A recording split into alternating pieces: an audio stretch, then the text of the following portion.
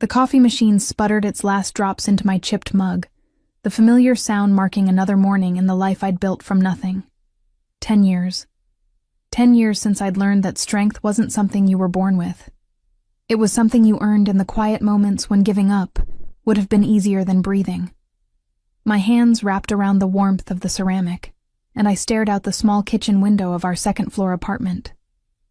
The October sun was trying to break through the gray clouds, casting long shadows across the street below. It reminded me of other autumns, other mornings when the world had seemed full of possibility instead of responsibility. "Mom, I can't find my science project." Ethan's voice carried from his bedroom, followed by the sound of drawers being yanked open with the particular chaos only a 10-year-old could create. "Did you check under your bed?" I called back, already moving toward his room, my bare feet patting against the worn linoleum that I kept telling myself I'd replace someday when money wasn't so tight. I found him exactly where I expected. On his knees, half his body disappeared under the bed frame, his dark hair sticking up in the same stubborn cowlick that no amount of gel could tame. The cowlick that matched his father's perfectly, though Ethan had never met the man whose genes had shaped the strong line of his jaw and the intensity in his brown eyes. "Got it!" He emerged triumphantly, clutching a poster board covered in diagrams about the solar system. Somehow, he'd managed to get marker on his cheek in the 3 minutes since I'd last checked on him. "Come here, baby," I said, licking my thumb to wipe away the mark. He squirmed away with the particular indignation of a boy who considered himself too old for such maternal ministrations. "Mom, I'm not a baby. I'm 10. "You'll always be my baby," I countered, managing to catch him for a quick hug before he dodged away entirely. "Even when you're 40 and have babies of your own." He made a face that suggested having children of his own was only slightly less horrifying than having cooties, then grabbed his backpack from the floor. "Can we get McDonald's for dinner tonight? Tommy's mom takes him every Friday." "We'll see," I said, the universal parent response that meant, probably not, but I don't want to disappoint you right now. Money was tight this month, tighter than usual after the car needed new brakes, and the electricity bill had been higher than expected. But seeing the hope in his eyes, I added, "Maybe we can make our own burgers at home, just as good, and we can watch a movie." His face lit up with genuine excitement, and my heart clenched with the familiar mixture of love and guilt that had been my constant companion since the day I'd realized I was pregnant at 19. Guilt that I couldn't give him everything. Guilt that he'd never known his father. Guilt that sometimes, late at night when exhaustion made my defenses weak, I still thought about the man who'd left us. The man I'd loved with the desperate, all-consuming intensity that only first love could inspire. The man whose absence had nearly destroyed me before I'd learned to rebuild myself, stronger and harder than before. "Go brush your teeth," I instructed, checking the time on the microwave. "Bus comes in 15 minutes. I returned to the kitchen to pack his lunch, the same thing every day because it was cheap and he actually ate it. Peanut butter and jelly, an apple, a handful of chips I'd portioned from a family-size bag. Nothing fancy, but it was made with love, and that had to count for something. My phone buzzed on the counter. A text from Sarah, my manager at the diner where I worked most days. "Need you to cover a double today if you can. Karen called in sick. We'll pay time and a half." I stared at the message, calculating rapidly. A double meant 14 hours on my feet, meant missing the parent-teacher conference I'd been looking forward to, meant Ethan would have to go to Mrs. Chen's after school instead of me being there when the bus dropped him off. But time and a half also meant I could probably swing that McDonald's dinner he wanted. Maybe even put a little extra in the emergency fund I kept hidden in an envelope taped under my nightstand. "I'll be there," I typed back, then added Ethan's lunch to his backpack, and forced a smile as he bounded back into the kitchen, teeth brushed and face mostly clean. "Ready, champ?" "Ready." He grabbed his backpack with both hands, staggering slightly under its weight. I made a mental note to check how many books his teacher was assigning. 10-year-olds shouldn't need to carry 20 pounds to school every day. I walked him to the bus stop 3 blocks away, the same route we took every morning. The neighborhood wasn't the worst in the city, but it wasn't the best either. Chain-link fences, graffiti that got painted over and reappeared within weeks, the constant sound of sirens that I'd learned to tune out. But the rent was manageable. The neighbors mostly kept to themselves, and Mrs. Chen was good about watching Ethan for affordable rates. It was enough. It had to be enough.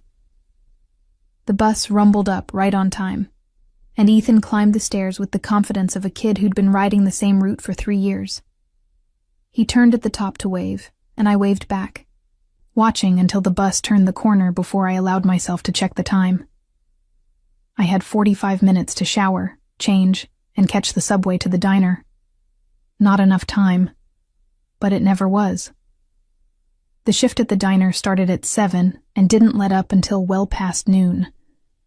Friday lunch rush meant every booth filled with office workers and construction crews, everyone wanting their food fast and their coffee constantly refilled.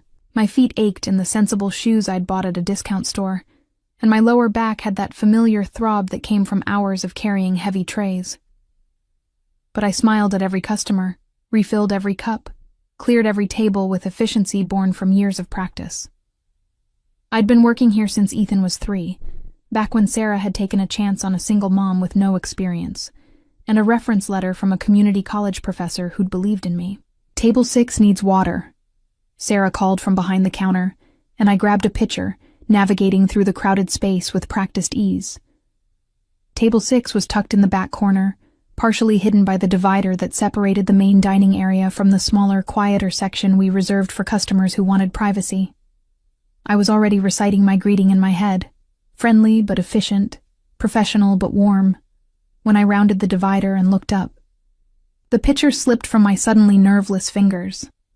Water exploded across the floor in a cascade that seemed to happen in slow motion, each drop catching the overhead lights and scattering them like shattered glass. But I barely registered the mess, barely heard Sarah's exclamation of surprise, barely felt the cold water soaking through my shoes. Because sitting at table 6, looking up at me with eyes I'd memorized in dreams I pretended not to remember, was John. 10 years hadn't softened him. If anything, they'd honed him into something harder, more dangerous. His dark hair was shorter now, styled with expensive precision.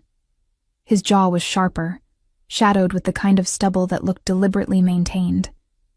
He wore a suit that probably cost more than my monthly rent, the fabric draping across shoulders that had broadened since I'd last traced them with trembling 19-year-old fingers. But his eyes, those dark, intense eyes that had once looked at me like I was the only thing in the world that mattered, they were the same. And they were staring at me with the same shock that was surely written across my own face. "Elena," he said, my name emerging rough and disbelieving, like he'd thought he'd never say it again. I couldn't breathe, couldn't move, couldn't do anything but stand there in a puddle of water, my heart hammering so hard I could feel it in my throat, in my temples, in every nerve ending that had suddenly come alive after a decade of forced dormancy. He stood slowly, and I noticed 2 things simultaneously. First, he wasn't alone.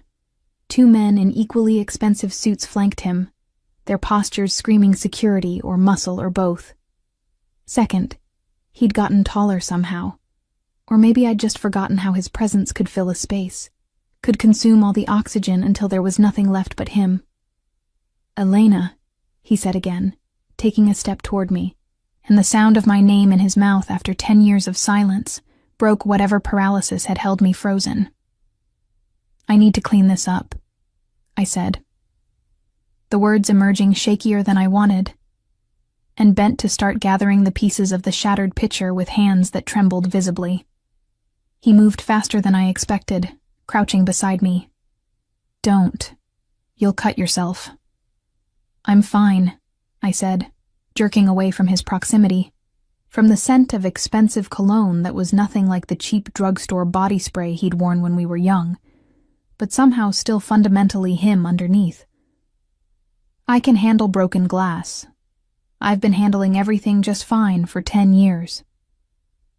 The words came out sharper than I'd intended, edged with all the anger and hurt and longing I'd thought I'd buried. His hand stilled, hovering in the air between us, and something flashed across his face. Pain, regret, guilt, all there and gone so quickly, I might have imagined it. Elena, he started, but Sarah appeared with a mop and bucket, her eyes sharp as they assessed the situation. I got this, she said, her tone brooking no argument. She looked at John, at his expensive suit and the way he was staring at me, and something calculating entered her expression. Your table will be ready in just a moment, sir. Elena, why don't you take your break? You've been on your feet for hours. I don't need a break, I protested, but Sarah was already steering me toward the back room, her hand firm on my elbow. Take 15 minutes, she said quietly when we were out of earshot. Whoever that man is, you need to collect yourself before you go back out there. You look like you've seen a ghost. Maybe I had. Maybe John was a ghost, the ghost of everything I'd lost, everything I'd survived, everything I'd become in his absence. I locked myself in the tiny employee bathroom and stared at my reflection in the age-spotted mirror.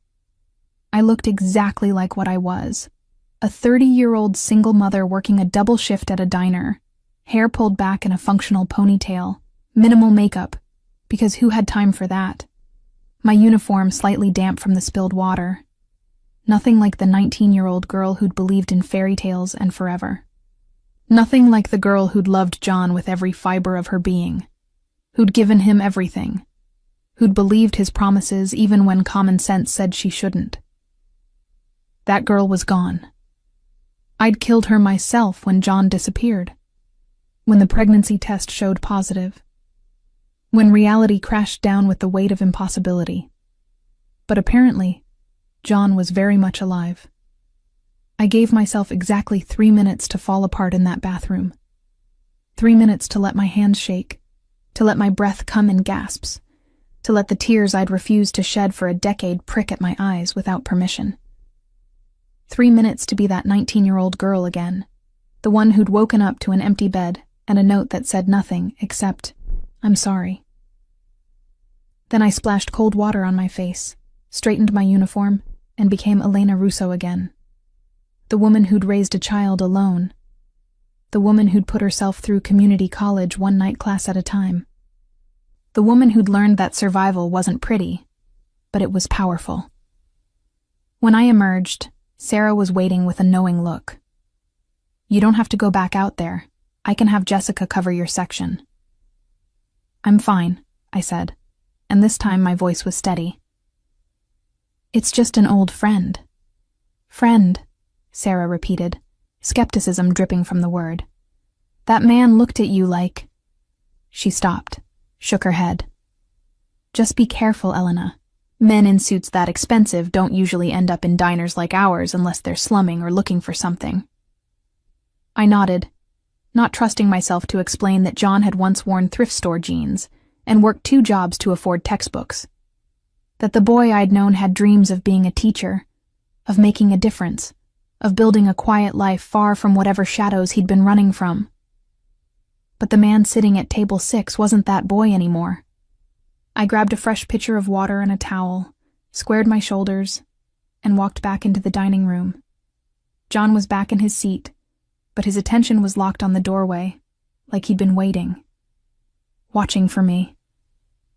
His 2 companions had their backs to me, but as I approached, one of them, a massive man with shoulders like a linebacker, turned slightly. His eyes swept over me with professional assessment, cataloging, evaluating, dismissing. I wasn't a threat, just a waitress. Gentlemen, I said, my voice crisp and professional, as I filled their water glasses without spilling a drop. Can I start you with drinks? Scotch, John said, his voice rough. Neat. We don't serve alcohol, I replied, meeting his eyes with deliberate steadiness. This is a family diner.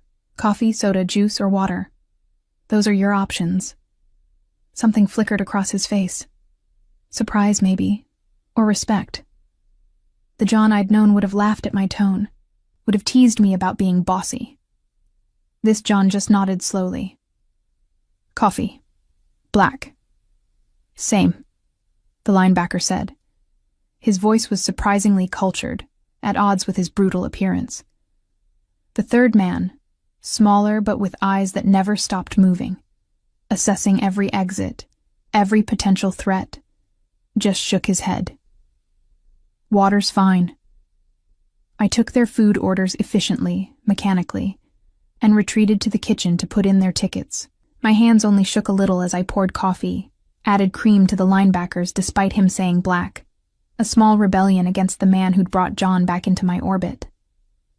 When I returned with their drinks, John's hand shot out and caught my wrist. Not hard, not threatening, but the touch sent electricity shooting up my arm like I'd been struck by lightning. Elena, he said quietly, his thumb pressed against my pulse point where my heart was hammering traitorously. We need to talk. No, we don't. I pulled my hand free, stepped back. Your order will be up in 10 minutes. Please. The word seemed to cost him something. 5 minutes, that's all I'm asking. You don't get to ask me for anything. The words came out harder than I'd intended, loud enough that Sarah looked over from the register with concern. I lowered my voice, leaned in so only he could hear. You gave up that right 10 years ago when you walked away without a word, without an explanation, without a backward glance. I looked back. His voice was barely audible, raw with an emotion I wouldn't name. Every day for 10 years, I looked back. Then you have excellent peripheral vision, I said flatly, because you never once turned around. I walked away before he could respond, before the anger and hurt could crack the armor I'd spent a decade building, before I could do something foolish like cry or scream or ask him the 1,000 questions that had haunted me through sleepless nights and lonely mornings. The rest of their meal passed in tense silence. I served their food with professional efficiency, refilled their coffee without comment, left the check without lingering. John tried twice more to engage me in conversation, but I shut him down each time with practiced ease. I'd gotten very good at shutting people out. Elena, Table 6 wants to see you, Jessica said as I was clearing dishes from another booth. The boss man asked for you specifically. Of course he did. I found John alone. His companions had apparently stepped outside or to the restroom, and he was holding a business card between 2 fingers, extending it toward me like an offering. I don't want your card, I said, not taking it. I know. He set it on the table anyway, face up so I could see the heavy cardstock, the embossed lettering that read, John Castellano, CEO, Castellano Enterprises, with a phone number and an address in the financial district. But I'm giving it to you anyway, because I need you to call me. Today. Tonight. Whenever you're ready to hear what I have to say. There's nothing you can say that I want to hear. What if I told you I left to keep you safe? His voice dropped, urgent and intense. What if I told you that staying would have put you in danger I couldn't protect you from? That leaving was the only way to make sure you had a chance at a normal life. Then I'd say you're 10 years too late with your explanations. But something in my chest tightened, because I could hear the truth in his words, could see the weight of them in the set of his shoulders. And I'd say that I managed to build a perfectly good life without you. Have you? His eyes searched mine with an intensity that made me want to look away. Are you happy, Elena? Are you safe? Are you... He stopped abruptly, like he'd been about to ask something else but thought better of it. Before I could respond, his phone buzzed. He glanced at it, and his expression hardened instantly, transforming from the man trying desperately to explain himself into something colder, more dangerous. I have to go. He stood, pulling out his wallet and dropping several $100 bills on the table, far more than their meal cost. But this isn't over.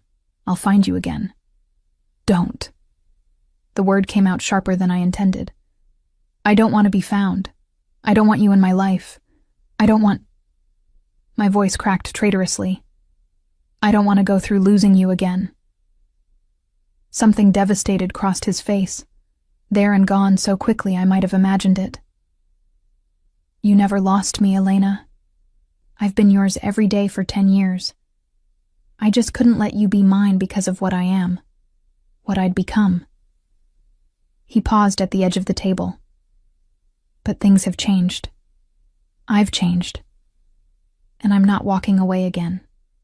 Not without making sure you're protected. Protected from what? From everything. His jaw tightened. From the world I live in. From the enemies I've made. From the consequences of decisions I made when I was too young and too stupid to understand what they would cost me. The linebacker appeared at his elbow, murmuring something too low for me to hear. John nodded once, then looked back at me.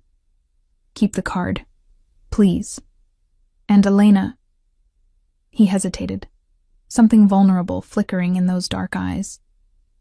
Tell me you're happy. Tell me the last 10 years have been good to you. Tell me I made the right choice by leaving. Give me that at least. I could have lied. Should have lied. But the words that came out were honest in a way that made me hate myself a little. Some days were good. Some days were hard. But I survived them all. That's more than you gave me the chance to do together. He flinched like I'd struck him. I'm sorry. God, Elena, I'm so sorry. If I could go back. But you can't. I picked up the money from the table, counted out enough to cover the meal plus a reasonable tip, and thrust the rest back at him. I don't need your guilt money, John. I don't need your apologies. I don't need anything from you except for you to stay away from me and let me live my life. I can't do that. His voice was quiet but absolute. Not anymore. Not now that I've seen you again. Not when... He stopped, glanced at his phone again, then at his companion. I have to go, but I'll be back. And next time, I'm not leaving until you hear me out. They were gone before I could formulate a response, the door chiming softly behind them. I stood there clutching the handful of $100 bills he'd forced into my hand, my heart racing and my thoughts spinning. Sarah materialized at my elbow. You okay? Fine, I lied. That man is nobody, I interrupted. Just a ghost from a past life. But as I pocketed the money, I wasn't proud enough to throw away cash that could buy Ethan new shoes and that McDonald's dinner. I couldn't shake the feeling that John wasn't a ghost at all. He was very much alive, and based on the expensive suit, the security detail, the casual way he'd thrown around money, and the dangerous edge that had replaced the gentle boy I'd known, he was something far more complicated than the man I'd once loved. The business card burned in my apron pocket all afternoon. I pulled it out a dozen times, read the embossed letters, traced the phone number with my finger, then shoved it back without calling. By the time my double shift ended at 9, my feet were screaming and my back was one long ache. I picked up Ethan from Mrs. Chen's, grateful that he'd already eaten and done his homework, and we rode the subway home in comfortable silence. He fell asleep against my shoulder, his dark hair, so like John's, tickling my cheek. I wrapped my arm around him and stared at our reflection in the subway window. This was my life. This beautiful, complicated, exhausting, precious life I'd built from nothing. Ethan was everything to me. My purpose, my joy, my reason for surviving when giving up would have been easier. And John could never know about him. The thought crystallized with sudden clarity. Because if John had become the kind of man who traveled with bodyguards and threw around money like it meant nothing, if he'd become someone dangerous enough to reference enemies and protection like they were everyday concerns, then he was exactly the kind of man I needed to keep away from my son. Our son. The son he didn't know existed. I'd told no one the truth. Not even Mrs. Chen, who'd watched Ethan since he was a baby. My parents had died in a car accident when I was 18, before John, before pregnancy, before everything. I had no siblings, few friends, no one who would have remembered the boy I'd dated briefly and intensely one summer between high school and college. Ethan thought his father was someone I'd dated casually, who'd moved away before I knew I was pregnant. It was close enough to the truth to be believable, vague enough to discourage questions. And it had kept him safe. But now John was back. And if he started digging into my life, asking questions, looking for proof that I'd moved on without him, he'd find Ethan. The subway screeched to our stop. I woke Ethan gently, guided him home, tucked him into bed, and stood in his doorway watching him sleep like I did every night. He had John's eyes, John's stubborn cowlick, John's habit of frowning slightly in his sleep like he was solving problems in his dreams. He was half John, half me, and wholly mine. And I would do anything, to keep him safe from the dangerous world his father had apparently become part of. Even if it meant facing John Castellano one more time and making absolutely certain he never discovered the truth. The business card haunted me for 3 days. I'd wake up at 2 a.m, my hand instinctively reaching for the nightstand where I'd left it, my fingers tracing the embossed letters in the darkness, like they could somehow decode the mystery of what John had become. Castellano Enterprises. Even the name sounded dangerous, powerful. Nothing like the boy who'd worked construction jobs to save money for college, who'd talked about teaching history to kids who needed someone to believe in them. On the 4th morning, I woke to find Ethan standing beside my bed, his dark eyes, John's eyes, wide with concern. "Mom, you were talking in your sleep again." I sat up, pushing my hair out of my face. "Sorry, baby. Did I wake you?" "You said someone's name." He tilted his head, curious rather than worried. "John. Who's John?" The name on my lips tasted like broken promises and lost futures. Just someone I used to know. Nobody important. You said it like it was important. He was too perceptive for 10, too good at reading the micro-expressions I thought I'd learned to hide. You sounded sad. I pulled him into a hug, breathing in the scent of his strawberry shampoo. Everyone has people from their past, Ethan. It doesn't mean anything. But it did mean something. It meant everything. The universe apparently had a cruel sense of humor, because that afternoon, when I picked Ethan up from school, John was waiting outside the gates. My blood turned to ice. He was leaning against a black SUV that probably cost more than I'd make in 5 years, his suit jacket open, his tie loosened, looking like he'd stepped out of a fashion magazine that specialized in dangerous men who looked like they could kill you with their bare hands and make it look effortless. But it wasn't his presence that terrified me. It was the fact that he was watching the children pour out of the school, with an intensity that made my maternal instincts scream danger. I grabbed Ethan's hand harder than I meant to, pulling him close as we walked past the SUV, praying John wouldn't notice us, wouldn't see the dark-haired boy who had his eyes, his jawline, his stubborn expression. "Elena." His voice stopped me dead. Ethan looked up, confused by my sudden tension. "Mom?" "Keep walking," I murmured. But John was already moving, crossing the sidewalk in long strides that ate up the distance between us. "Elena, wait, please." I had no choice but to turn. My body positioned between John and Ethan in a protective stance that was purely instinctive. "What are you doing here?" "Looking for you." His eyes dropped to Ethan, and I saw the exact moment curiosity turned to calculation. "And who is this?" "None of your business." My voice came out harder than I'd intended, and Ethan's hand tightened in mine, picking up on my fear even if he didn't understand it. John's gaze moved from Ethan to me and back again, and I could practically see the math happening behind those dark eyes. The boy's age, The timeline. The resemblance that I'd convinced myself wasn't obvious, but knew, deep down, was unmistakable to anyone who looked closely enough. "How old are you?" John asked Ethan directly, his voice carefully neutral. "That's not appropriate," I snapped before Ethan could answer. "Come on, baby, we're leaving." "I'm 10, Ethan said anyway because he was 10 and hadn't learned yet that some questions were traps. "My birthday was last month." The color drained from John's face. His hand reached out like he was going to touch Ethan, then dropped as I shifted to block him completely. "Don't," I said, my voice low and dangerous. "Don't you dare. Elena." My name emerged, choked, disbelieving. "Is he—" "We're leaving." I pulled Ethan away, walking fast enough that he had to skip to keep up. "Mom, who was that man? Why did he look at me like that?"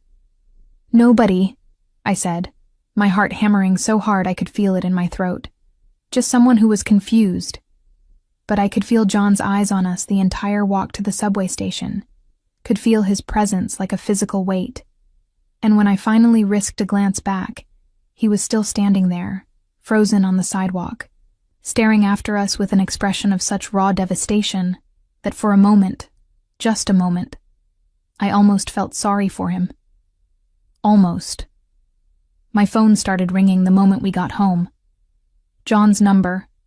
I'd never deleted it from my contacts, even after 10 years of silence, flashed across the screen. I declined the call. It rang again immediately. Declined. Again.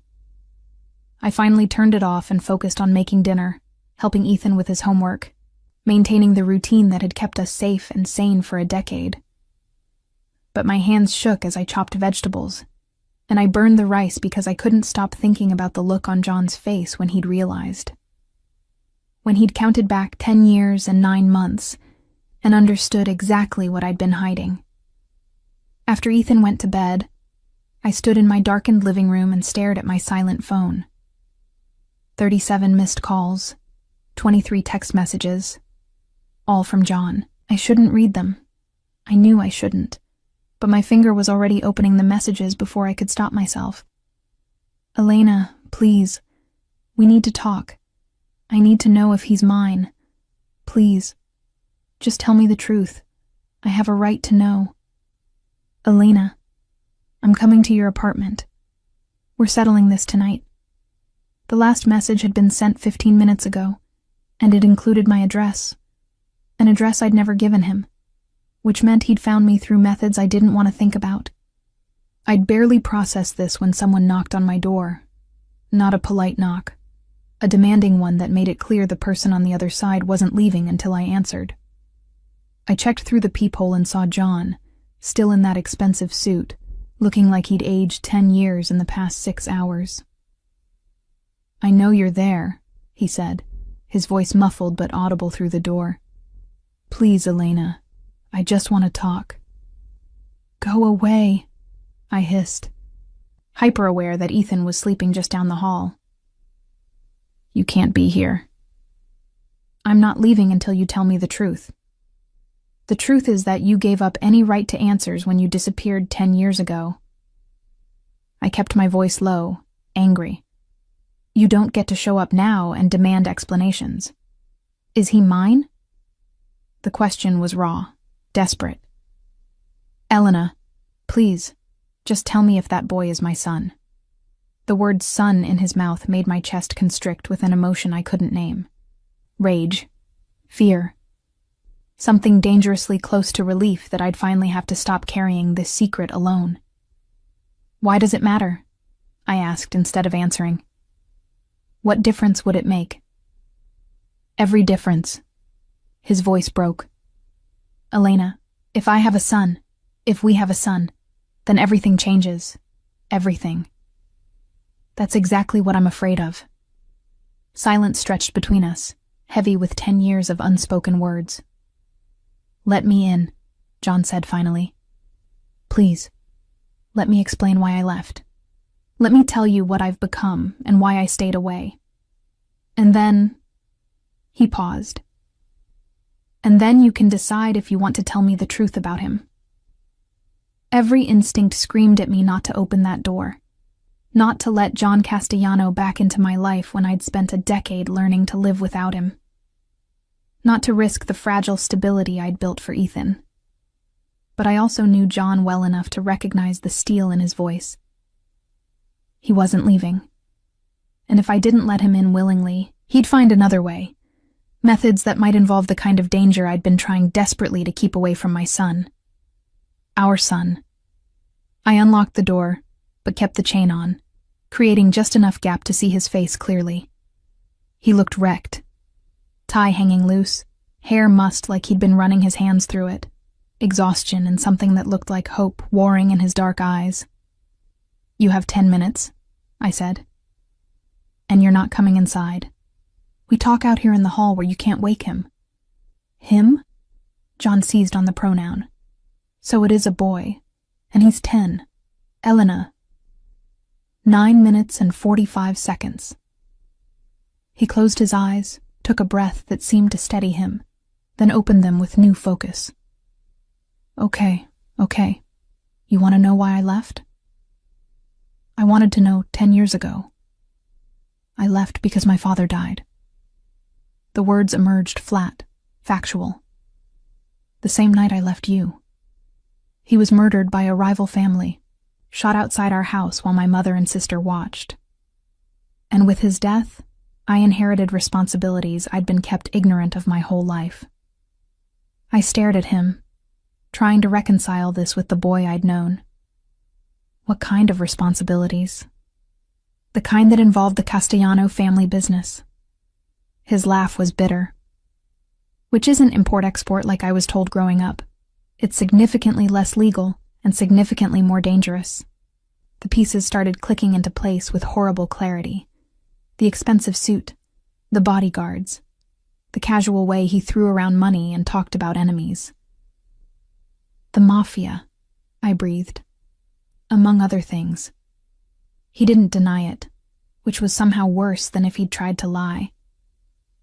"My father kept me separate from it, sent me to public school, let me think I could have a normal life. But when he died, my uncle made it very clear that I had two choices: step up and take my place as heir, or watch my mother and sister be married off to secure alliances with men who would control them, hurt them, use them as pawns. So you chose the Mafia over me." The accusation hung between us. "I chose to keep you safe." His voice was fierce. "Elena, if I'd stayed, if I'd married you like I planned, if I'd built that quiet life we talked about, you would have become a target. Every enemy my family had would have seen you as leverage. They would have hurt you to get to me. And I couldn't." His voice cracked. "I couldn't let that happen. So I left. I let you think I'd abandoned you so you could move on, find someone safe, build the normal life you deserved. You don't get to decide what I deserve." Tears stung my eyes, angry and hot. "You don't get to make that choice for me." "I know. God, Elena, I know. But I was 20 years old. My father was dead. I was being dragged into a world I didn't understand. And all I could think about was keeping you safe from it." He stepped closer to the door, close enough that I could see unshed tears in his own eyes. "I thought about you every single day. I looked you up online obsessively, made sure you were okay from a distance. And when I saw you'd gone to community college, gotten a job, built a life, I told myself I'd made the right choice, that you were better off without me. I was pregnant." The words burst out before I could stop them. "I was pregnant and alone and terrified, and you weren't there. You weren't there when I had to drop out of school. You weren't there when I gave birth. You weren't there for his first words or his first steps or any of the 1,000 moments when I needed you so desperately I thought I'd die from it." John's face crumbled. "Elena, you don't get to cry." I was crying now too. 10 years of repressed grief pouring out.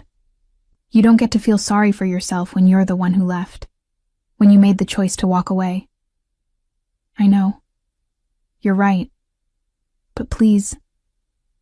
He pressed his hand against the door like he could somehow reach through it to touch me. Please tell me about him. Tell me his name. Tell me if he's happy, if he's healthy, if he... His voice broke completely. If he looks like me. He does. The admission felt like surrendering something precious. He has your eyes. Your stubborn cowlick. Your habit of frowning when he concentrates. John made a sound that was half laugh, half sob. What's his name? I shouldn't tell him. Every maternal instinct screamed at me to keep this secret, to protect Ethan from the dangerous world his father inhabited. But looking at John's devastated face, seeing the genuine anguish there, I found I couldn't be that cruel. Ethan, I said softly. His name is Ethan Russo. Ethan. John tested the name like a prayer. Would you let me meet him? Properly, I mean. As his... He stopped, swallowed hard. As his father, I don't know. The honest answer. I don't know if I can risk bringing him into your world, John. You said yourself it's dangerous. I would never let anything happen to him. The words were absolute, a vow. Elena, I've spent 10 years building power, eliminating threats, creating a network that makes me untouchable. If he's my son, if you let me be part of his life, I can protect both of you in ways you can't even imagine. Or we could just stay hidden, safe, away from all of it. You're not as hidden as you think. His voice dropped to something darker. Elena, the moment I found you, others can too. My enemies have been looking for weaknesses, for pressure points. If they discover I have a son, if they realize what he means to me even without meeting him, he becomes a target. Terror, cold and visceral, shot through me. Are you threatening me? I'm trying to protect you, both of you, but I can't do that if you won't let me. He pulled out his phone, showed me the screen. These are the men who've been asking questions about you in the past 3 days. Low-level soldiers from families that would love to hurt me. So far, they haven't made the connection, but it's only a matter of time.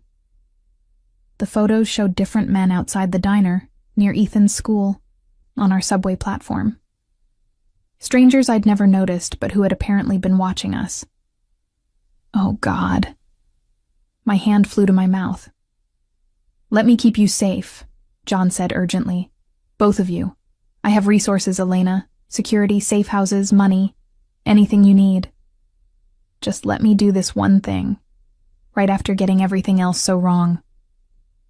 I wanted to say no. Wanted to cling to the independence I'd fought so hard for. But looking at those photos, thinking about strange men watching my son, I felt something crack inside me. If I let you into his life, I said slowly, you don't get to leave again. Ever. He's already grown up without a father. I won't let you break his heart the way you broke mine. I won't leave, John promised. Not again. Not even if you beg me to. Then tomorrow, I decided, my voice steadier than I felt. Come to the park at noon, the one 3 blocks east of the school. I'll tell him you're... I paused, trying to figure out how to explain this. I'll tell him you're his father, and we'll see what happens from there. John nodded, something like hope breaking through the devastation on his face. Thank you, Elena. Thank you. I won't let you down. I swear I won't. You already did, I interrupted quietly. Now you get the chance to prove you can do better. I closed the door before he could respond, locked it, and slid down to sit on the floor with my back against the wood, my whole body shaking. Tomorrow, I would introduce Ethan to his father. Tomorrow, everything would change. and I had no idea if I was making the right choice or the worst mistake of my life. I didn't sleep that night. Instead, I sat in Ethan's doorway watching him dream, memorizing the peaceful innocence on his face, knowing that tomorrow would shatter the simple world I'd worked so hard to build for him. How do you tell a 10-year-old boy that the father he thought was gone forever is actually very much alive? That he didn't leave because he didn't care, but because he was being dragged into a world of violence and power. That meeting him might be the most dangerous and wonderful thing to ever happen? The answer, I discovered, was that you didn't plan it. You just started talking and hoped the right words came out. Ethan, baby, we need to talk before school. He looked up from his cereal, milk dripping from his spoon, immediately suspicious. Nothing good ever started with, "We need to talk." Am I in trouble? No, sweetheart. Nothing like that. I sat down across from him, my coffee untouched, my hands clasped together to keep them from shaking. Do you remember the man from yesterday? Outside your school? His face scrunched in concentration. The one who looked at me weird? You said he was nobody. I lied. The admission felt like swallowing glass. He's not nobody, I took a breath. His name is John, and he's your father. Ethan's spoon clattered into his bowl, splashing milk across the table. What? Your biological father. The man I told you moved away before you were born. The half-truth I'd been living with for a decade. He didn't move away. He had to leave for complicated reasons, but he's back now, and he wants to meet you. Why now? The question was too adult, too sharp. Why not before? Why didn't he ever try to find us? He thought we'd be safer if he stayed away. I reached for his hand, but he pulled back, and the rejection stung more than I'd expected. But things have changed, and now he wants to be part of your life. If you want him to be. Do you want him to be?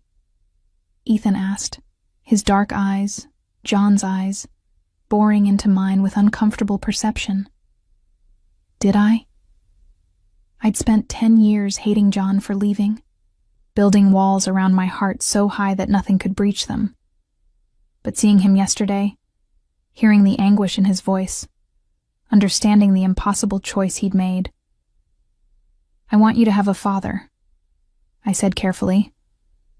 I want you to know where you come from, and I want you to decide for yourself if John Castellano is someone you want in your life. Castellano? Ethan's eyes widened.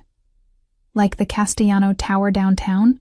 The really tall one with the helicopter pad? He's successful, I said, which was technically true, even if his success came from sources I didn't want to examine too closely. We're meeting him at the park today at noon. You don't have to go if you're not ready.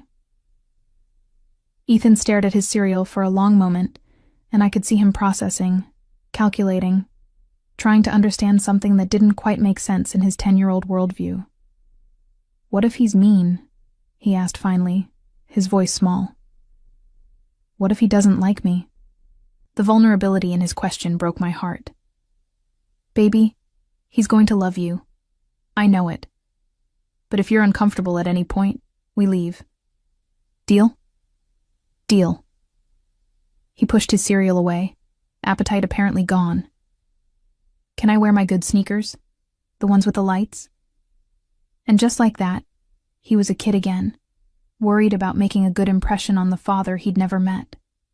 I wanted to cry and laugh and scream all at once. Wear whatever makes you feel confident. The morning dragged by in agonizing slow motion. I called in sick to the diner, first time in 3 years, and spent the hours alternating between pacing and staring at my phone, half expecting John to cancel, to disappear again, to prove that trusting him had been a mistake. But at 11:30 he texted, "On my way. Thank you for this." I'd chosen the park carefully, public enough to feel safe, but with secluded benches where we could talk without being overheard. Ethan walked beside me in silence, his light-up sneakers flashing with each step, his hands jammed in his pockets. "You okay?" I asked. "Nervous," he admitted. "What if he's disappointed? What if I'm not what he expected?" "Ethan Russo, you are perfect exactly as you are." I stopped, crouched down to his level, despite the curious looks from passing joggers. "Your father is the one who needs to prove himself to you, not the other way around. Remember that." He nodded, but I could see the anxiety in the set of his shoulders as we approached the designated bench. John was already there. He'd ditched the suit for jeans and a dark sweater that made him look younger, more like the boy I'd known. But his posture was rigid, his hands clenched at his sides, and two men in casual clothes stood at a careful distance, close enough to intervene, far enough to provide the illusion of privacy, security. Because of course John Castellano didn't go anywhere without protection. "Is that him?" Ethan whispered. "That's him." John saw us approaching and stood, and I watched him take in every detail of the son he'd never known. The dark hair, the familiar eyes, the stubborn set of his jaw that was pure Castellano determination. "Hi," John said, and his voice cracked on the single syllable. He cleared his throat, tried again. "You must be Ethan. You must be John." Ethan's voice was steady, but his hand found mine and gripped tight. "I am." John looked at me, asking permission with his eyes, and I nodded slightly. He crouched down, bringing himself to Ethan's eye level. "I know this is strange and probably scary. I know you have questions. I know I have no right to ask for your time or attention. But I'm hoping you'll give me a chance to explain why I wasn't there before, and why I want to be here now." "Mom says you left to keep us safe," Ethan said, his tone skeptical in that way only children could manage. "But that doesn't make sense. Dads are supposed to keep their families safe by staying, not leaving." "You're absolutely right." John's voice was rough with emotion. "And I made the wrong choice. I thought leaving would protect you and your mother from the dangerous world I was being pulled into. But all I did was leave you without a father, and your mother without support. I'm sorry, Ethan. I'm sorrier than I can ever express." "What kind of dangerous world?" Ethan asked, because of course he'd zero in on that detail. John glanced at me, silently asking how much to reveal. I shrugged helplessly. We'd have to tell him something eventually. "My family is involved in businesses that aren't always legal," John said carefully, "and some people don't like us because of it. When my father died, I became the head of the family, which meant I had responsibilities and enemies I didn't want anywhere near the people I loved." "Like the Mafia?" Ethan's eyes widened with a mixture of fear and fascination that made my stomach churn. "Something like that," John admitted. "Which is exactly why I stayed away. But now I'm in a position where I can protect you properly, and I've realized that not being part of your life is worse than any danger I was trying to protect you from." Ethan processed this, his expression thoughtful. "Do you kill people?" "Ethan!" I gasped, but John held up a hand. "It's a fair question." He looked at our son with unflinching honesty. "I've made decisions that resulted in people getting hurt. I've defended myself and my family with violence when necessary, but I'm not a monster, Ethan. I'm just a man trying to do right by the people I love, even when the path to right isn't clear." "Can you teach me karate?" Ethan asked suddenly, and the abrupt shift nearly gave me whiplash. John blinked, surprised. Yes, if your mother agrees. Though I'd probably hire you the best instructor in the city rather than teaching you myself." "Cool." Ethan released my hand and took a tentative step closer to John. "Can I ask you something else?" "Anything." "Why do you look so sad when you look at me?" John's breath hitched, and I saw him struggling for composure. "Because I missed so much. Because I should have been there from the beginning, and I wasn't. Because looking at you is like looking at everything I gave up, everything I lost. And because..." His voice dropped to barely a whisper. Because you're perfect, and I had nothing to do with it. Your mother did all the hard work, made you into the amazing kid you are, and all I can think about is how much I've missed. Something in Ethan's expression softened. He studied John for another long moment, then asked, "If you could go back, would you stay?" "Every single time," John answered without hesitation. "I thought I was doing the right thing. I was wrong. And I'd spend every day for the rest of my life trying to make up for that mistake if you'd let me." Ethan looked at me. "Mom, can we give him a chance?" My throat was too tight for words, so I just nodded. "Okay." Ethan turned back to John, his small face serious. "You can be my dad, but if you leave again, I'll never forgive you, and neither will Mom." "I won't leave." John's voice was fierce, absolute. "Not again. Not ever. I promise you both." "Can we get ice cream?" Ethan asked, because he was 10 and his attention span for heavy emotional conversations was limited. "To celebrate?" John laughed, the sound wet and relieved. "We can get whatever you want." As we walked toward the ice cream cart on the far side of the park, Ethan between us, chattering about his favorite flavors, I caught John's eye over our son's head. The gratitude and love in his expression was so raw, so unguarded, that I had to look away before I did something stupid like cry or reach for his hand. This was temporary, I reminded myself. A tentative arrangement that could fall apart at any moment. John's world was dangerous, and we were only just beginning to understand what that meant for us. But watching him listen intently as Ethan explained the complex social dynamics of 5th grade, seeing the gentle way he ruffled our son's hair, I felt something dangerous and unwelcome unfurl in my chest. Hope. We were at the ice cream cart, Ethan deliberating between chocolate and strawberry with the gravity of someone making a life-altering decision, when one of John's security men approached. "Boss, we have a problem." John's entire demeanor changed instantly. The gentle father vanished, replaced by something cold and calculating. "What kind of problem?" "Marconi family. 3 cars. They've been circling the park for the past 5 minutes." My blood turned to ice. "What does that mean?" "It means we need to leave. Now." John's hand found my elbow, his grip firm but not painful. "Ethan, buddy, change of plans. We're going to get ice cream somewhere else." "Why?" Ethan asked, picking up on the sudden tension. "Because I need to make sure you and your mom are safe." John was already moving us toward the black SUV I'd noticed earlier, his security forming a protective barrier around us. And right now, this park isn't safe anymore. "Are those your enemies?" Ethan's voice was small, frightened. "The ones you talked about?" "Yes," John answered honestly. "But they're not going to get anywhere near you. I promise." We reached the SUV, and John practically lifted Ethan inside before helping me up. His security moved with practiced efficiency. One driving, one in the passenger seat, both hyper-alert. "Where are we going?" I demanded, as the SUV pulled away from the curb with more speed than was probably legal. "Somewhere they can't follow." John's jaw was tight, his hand reaching for mine almost unconsciously. "Elena, I need you to trust me. You need to tell me what's happening."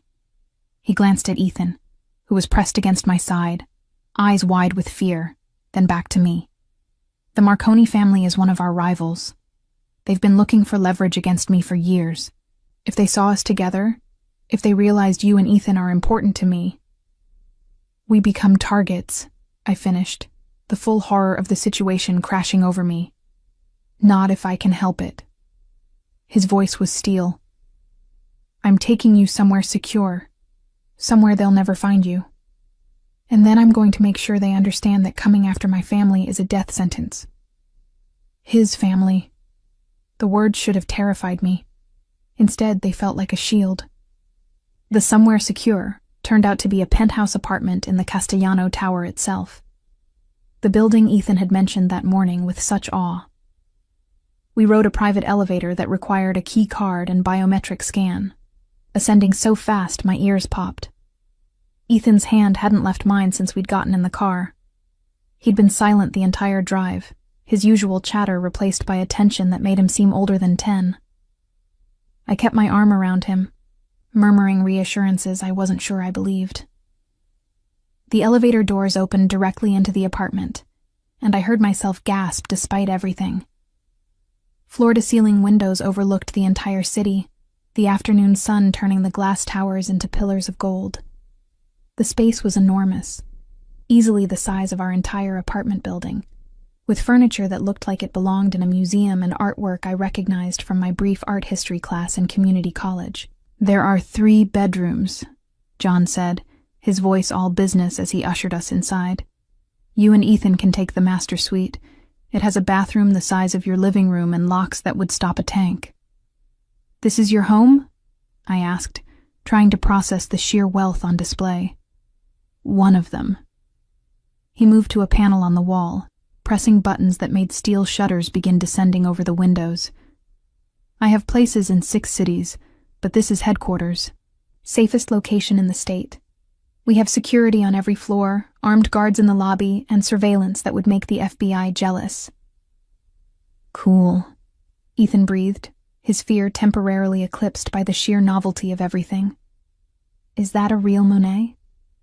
"Original, yes." John crouched down to Ethan's level again, his expression softening. "I know this is scary, buddy, but you're safe here. I won't let anyone hurt you or your mother, okay?" "Okay." Ethan's voice was small. "Can I explore?"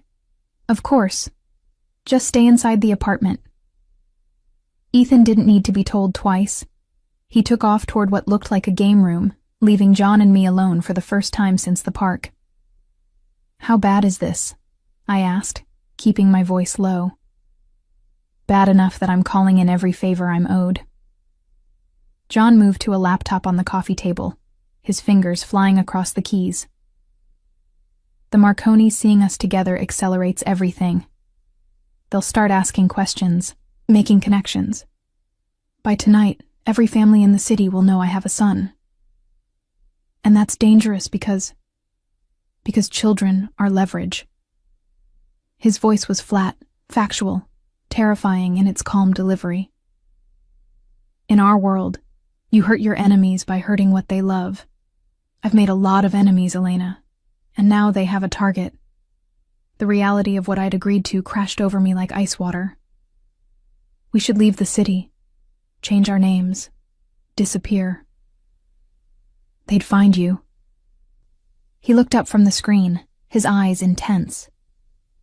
"Elena, you need to understand something. These aren't street thugs. These are organizations with international reach, with resources that rival most governments. If they want to find you, they will. The only way to keep you safe is to make it clear that touching you means war." "So what's the plan?" "I'm arranging a meeting with the heads of the 5 families." His jaw tightened. "I'm going to make a formal announcement that you and Ethan are under Castellano protection. That any threat to you is a declaration of war against me. And that I'm prepared to burn this city to the ground before I let anyone hurt you." The fierce certainty in his voice should have frightened me. Instead, it kindled something warm and dangerous in my chest. This was the boy I'd loved, the one who'd promised to protect me from anything, grown into a man with the power to actually do it. "When?" I asked. "Tonight." He closed the laptop. "Which means you and Ethan stay here until I get back. There's food in the kitchen, entertainment systems in every room, and Marco—" He gestured to one of the security men who'd followed us up. "Will be stationed outside the elevator. If anything feels wrong, if anything scares you, you hit this button." He showed me a panic button disguised as a light switch. "It alerts my personal security team and locks down the entire building." "You've thought of everything." "I've had 10 years to plan for this moment." His hand found my face, his thumb tracing my cheekbone with devastating gentleness. 10 years of imagining what I'd do if I ever got you back. Keeping you safe is all that matters, Elena. You and Ethan. Nothing else. Don't say things like that. My voice came out shakier than I wanted. Don't make promises you might not be able to keep. I'm not making promises. His forehead rested against mine, his breath warm on my lips. I'm stating facts. You're mine. You've always been mine. And I protect what's mine with everything I have. I'm not yours, I whispered. But the protest was weak, undermined by the way my body leaned into his touch, by the 10 years of longing I'd tried so hard to bury. Aren't you? His voice dropped lower, intimate. Your heart is racing right now. You haven't stopped looking at me since we got in the elevator. And when I touch you, his thumb traced my lower lip, and I shivered. You remember. You remember us. What we were. What we could be again. That was a lifetime ago. We're different people now. Some things don't change. His lips brushed mine, barely a kiss, just a promise. I loved you then, Elena. I love you now. And I'll love you every day for the rest of my life, whether you admit you still love me or not. I started, but the lie stuck in my throat. Mom? Ethan's voice broke the moment, and we sprang apart like guilty teenagers. There's a whole room full of video games. Can I play them? Of course, John answered before I could. Everything here is yours, both of you. Make yourselves at home. After Ethan disappeared again, I put distance between myself and John, needing space to think clearly. We need to talk about what happens after tonight. What do you mean? I mean, Ethan can't grow up in this world. He can't have armed guards following him to school. He can't spend his childhood being a target. He won't be a target if I eliminate the threats. John's voice went cold. The Marconis made a move today. That was a mistake. By tomorrow morning, they'll understand exactly what happens to people who threaten my family. You're talking about killing people. I'm talking about protecting my son. No apology, no justification, just flat certainty. Elena, I know you want to keep him innocent. I know you've built a normal life for him. But that life ended the moment I walked back into yours. He's a Castellano now, whether we like it or not. The only question is whether he's a protected Castellano or a vulnerable one. The brutal honesty made my head spin. There has to be another way. If there is, I haven't found it in 10 years of looking. He moved to the window, staring out at the city he apparently ruled. I can give him everything, Elena. The best schools, the best security, opportunities you couldn't dream of. But I can't give him normalcy. That option disappeared the moment his last name became Castellano. His last name is Russo. For now. John turned, his expression implacable.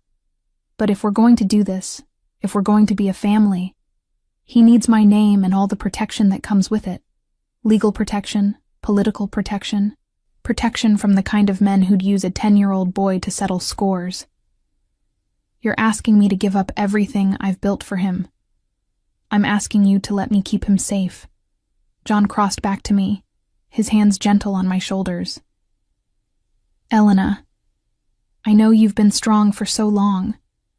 I know you've done everything on your own. But you don't have to anymore. Let me help. Let me be the father he deserves.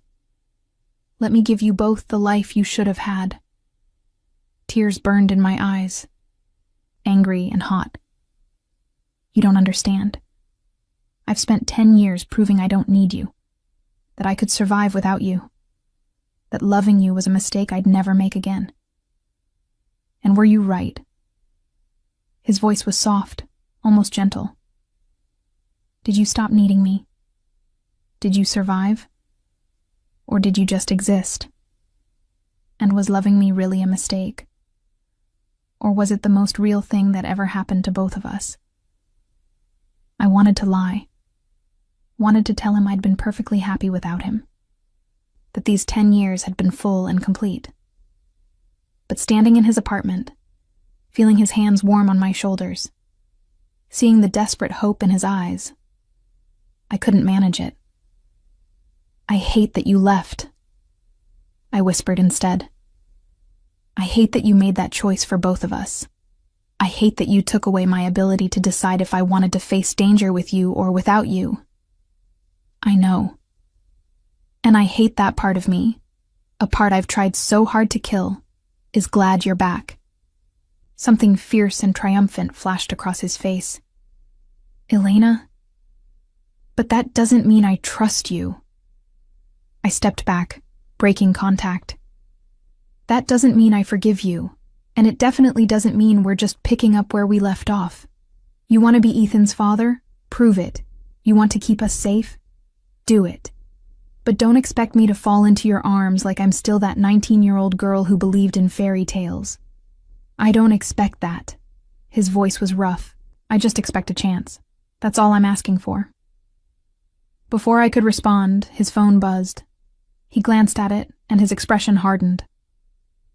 "The meeting is set. 9 o'clock tonight at the Regency Club. Every family head will be there. And you're going to tell them about Ethan. I'm going to make it clear that anyone who threatens him answers to me." He typed something quickly, then pocketed the phone. "Stay here. Keep Ethan entertained. Marco has my number if anything goes wrong. I'll be back by midnight. John." I caught his arm as he moved toward the elevator. "Be careful." Something soft entered his expression. "Worried about me? Worried about what happens to Ethan if you get yourself killed playing Mafia Boss. I've been playing this role for 10 years, Elena. I'm very good at not dying." He pressed a kiss to my forehead, quick and possessive. "I'll come back. I always come back to you." Then he was gone, the elevator doors closing on his determined expression, leaving me alone in a gilded fortress with our son and a panic button that suddenly seemed far too small a defense against the world John inhabited. I found Ethan in the game room, controller in hand, his earlier fear apparently forgotten in the face of unlimited video game access. "This place is amazing," he said without looking away from the screen. "Is John really rich?" "Very rich. Because of the mafia stuff?" I settled onto the couch beside him, trying to figure out how to explain something I didn't fully understand myself. "Because of his family's business, which is complicated and not always legal. Ethan, I need you to understand something. This world, John's world, it's dangerous. There are people who might want to hurt us just because we're connected to him." "I know." He paused his game, finally looking at me. "I heard you guys talking about enemies and protection and stuff. And that doesn't scare you?" "It's scary," he admitted, "but also kind of cool. Like, I have a dad now, and he's powerful and wants to protect us. That's better than not having a dad at all, right?" The simple logic of a 10-year-old. I pulled him close, breathing in his familiar scent, praying I'd made the right choice. "Right," I agreed. "But promise me something. If anything ever feels wrong, if anyone ever makes you uncomfortable or scared, you tell me immediately, okay?" "Okay, Mom." He hugged me back, then pulled away to resume his game. "Can we stay here tonight? This place is way cooler than our apartment." I looked around at the luxury we'd been thrust into, at the life John was offering, at the danger that came packaged with protection. "Yeah, baby," I said softly. "We can stay tonight." And tried not to think about how quickly tonight might become forever. John didn't return at midnight. I paced the penthouse, checking my phone every 30 seconds, my imagination conjuring increasingly horrific scenarios. The meeting had gone wrong. Someone had betrayed him. He was lying bleeding in some alley, alone and dying, just like his father. At 1 a.m, Marco knocked softly on the door. "Mrs. Russo?" "Boss wanted me to tell you the meeting ran long. He's fine, but it's complicated." "What kind of complicated?" Marco's expression was carefully neutral. the kind that requires the boss's personal attention. He said to tell you he loves you, and he'll explain everything when he gets back. He loves you. The words shouldn't have affected me, but they burrowed under my skin, warm and dangerous. I forced myself to try to sleep, curling up in the massive master bedroom beside Ethan, who'd refused to sleep alone in the unfamiliar space. But every sound made me jolt awake, heart racing, until finally, at 3 a.m, I heard the elevator chime. I was out of bed and in the living room before I could stop myself. John stood in the doorway, his suit jacket gone, his white shirt streaked with something dark that might have been blood. His tie hung loose around his neck, and there was a cut above his eyebrow that had been hastily bandaged. "You're hurt," I said, crossing to him before I could think better of it. "It's nothing." His voice was exhausted. "The other guy looks worse." "What happened?" He sank onto the couch like his legs could no longer hold him. "The Marconis tried to play hardball during the meeting. Suggested that maybe my son wasn't as valuable as I thought, that accidents happen to children all the time." His hands clenched into fists. "I made it very clear that any accident involving Ethan would result in the complete annihilation of their family line. You threatened them." "I promised them." He looked up at me, and his eyes were cold, empty of anything except lethal certainty. And then Marco Marconi made the mistake of laughing, so I broke his jaw. I should have been horrified, should have grabbed Ethan and run as far from this violence as possible. But instead, I found myself touching the bandage above his eye, checking for more damage. "You're bleeding." One of his sons took exception to his father choking on his own teeth. A ghost of a smile. "He won't make that mistake again." "John, I handled it, Elena." His hand caught mine, pressing it against his chest where I could feel his heart racing. "I made it clear to every family in this city that you and Ethan are untouchable, that coming after you means war with the Castellanos, and that I will personally kill anyone who even looks at my son wrong. You can't just declare war every time someone threatens us." "Watch me." His voice was absolute. "Elena, I let you go once to keep you safe. I spent 10 years in hell without you. I'm not making that mistake again. Anyone who wants to hurt you has to go through me. And I promise you—" His eyes were fierce, feral. "No one gets through me." The possessiveness should have scared me. Instead, it ignited something I'd been trying to suppress since the moment he'd walked back into my life. "You're insane," I whispered. "Completely." He pulled me down onto his lap, his arms wrapping around me with desperate strength. "Insane for you. For Ethan. For this family I thought I'd lost forever. We're not a family. We're a mess. We're both." His lips found my neck, my jaw, the corner of my mouth. A beautiful, complicated, dangerous mess. But we're together. That's all that matters. I should have pushed him away, should have maintained the boundaries I'd tried so hard to establish. But his touch awakened something I'd thought was dead, the part of me that had loved him with reckless, consuming intensity, the part that had never stopped. "I hate you," I breathed as his mouth claimed mine. "I know." He kissed me deeper, harder. "Hate me all you want as long as you stay." "I hate that I still love you." He froze, pulled back to look at me with eyes suddenly vulnerable. "Say that again."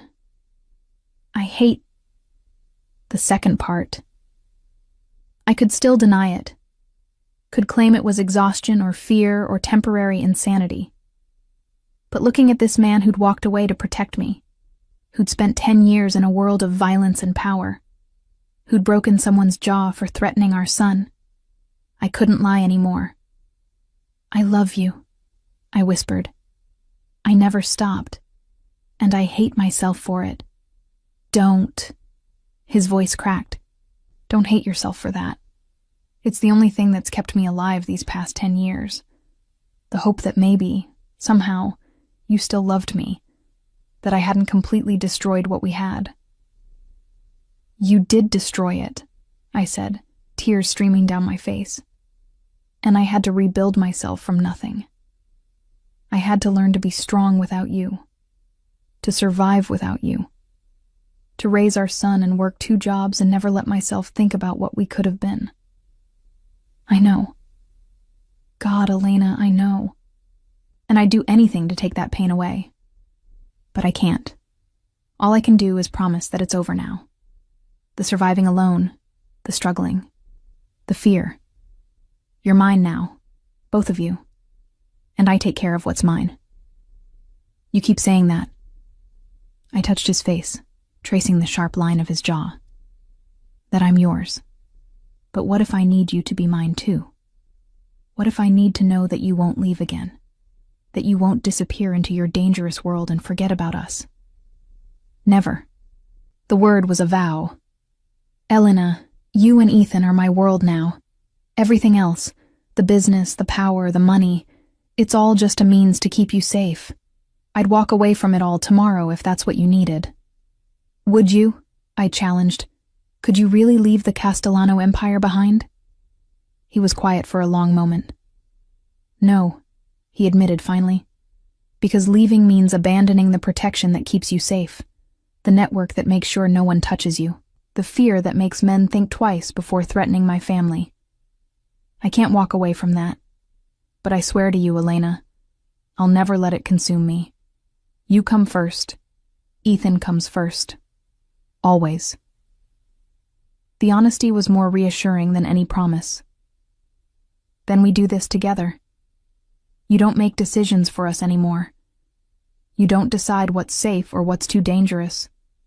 We're partners, or we're nothing. Partners, he agreed. In everything. I kissed him then, pouring 10 years of longing and anger and love into it. He responded with matching intensity, his hands tangling in my hair, his mouth claiming mine like he'd never let go. We might have gone further if a small voice hadn't interrupted from the hallway. Are you guys kissing? We sprang apart to find Ethan standing in his pajamas, sleepy-eyed and confused. I couldn't sleep, he explained, and I heard voices. Are you fighting? No, baby. I moved off John's lap, suddenly self-conscious. We're just talking. It looked like kissing. He patted closer, his shrewd eyes moving between us. Are you guys going to be together? Like, for real? I glanced at John, who was watching our son with an expression of such fierce love it made my heart ache. Would that be okay with you? John asked. If your mom and I tried to make this work, if we became a real family? Ethan considered this with the gravity of a much older person. Will you promise not to leave again? I promise. On my life, Ethan, I will never leave you or your mother again. And will you teach me cool stuff?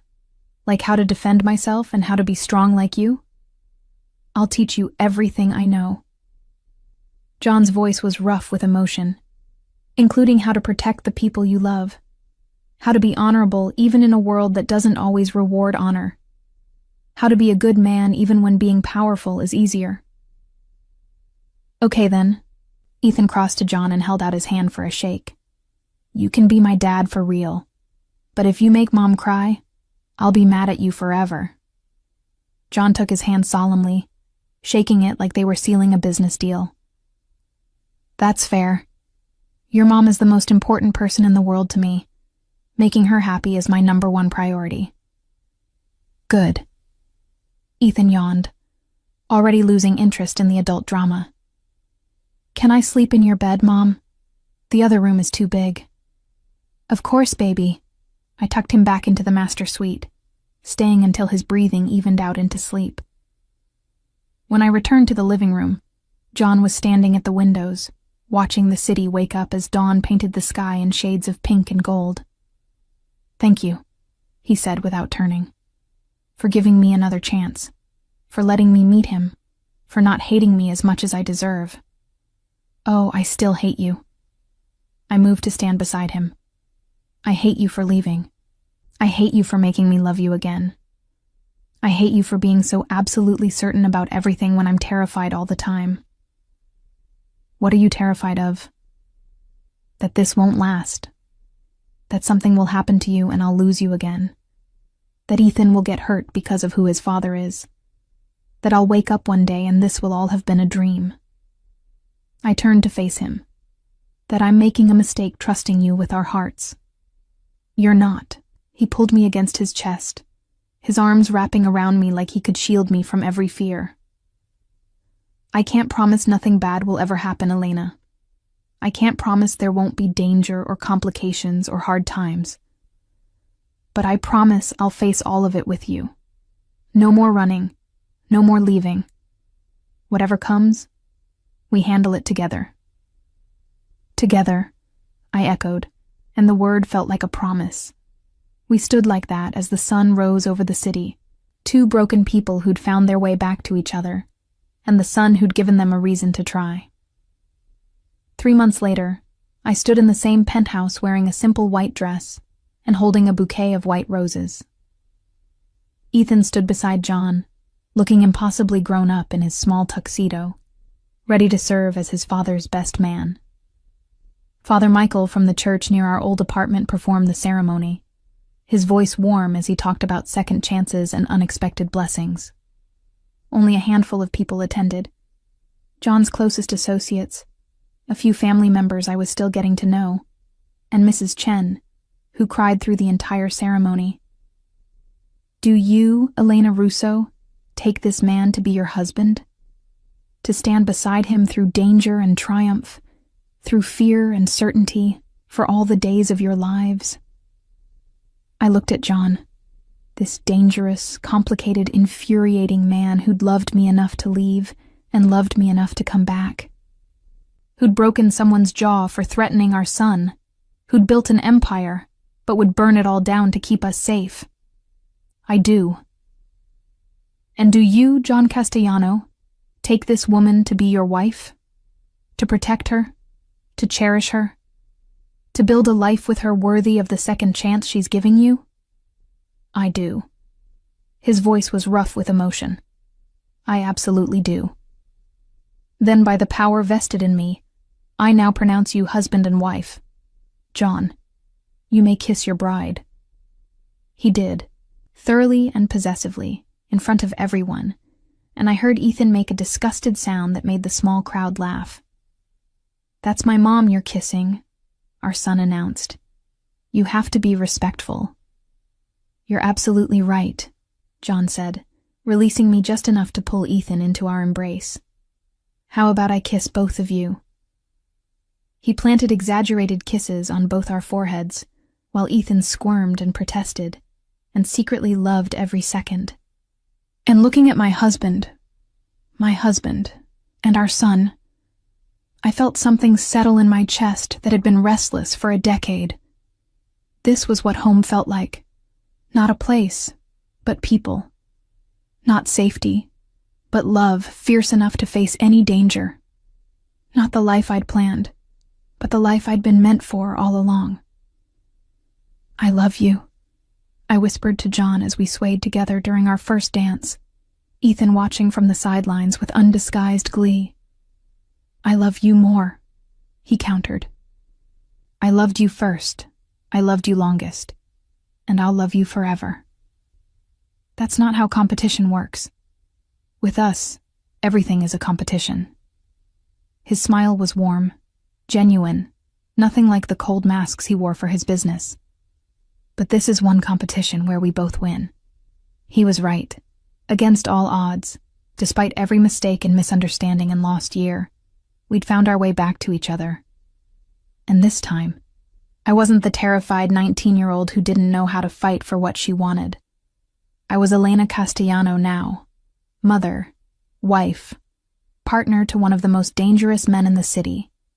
And I'd chosen this life with my eyes wide open, knowing the risks, accepting the complications, ready to face whatever came next. Together. Always together.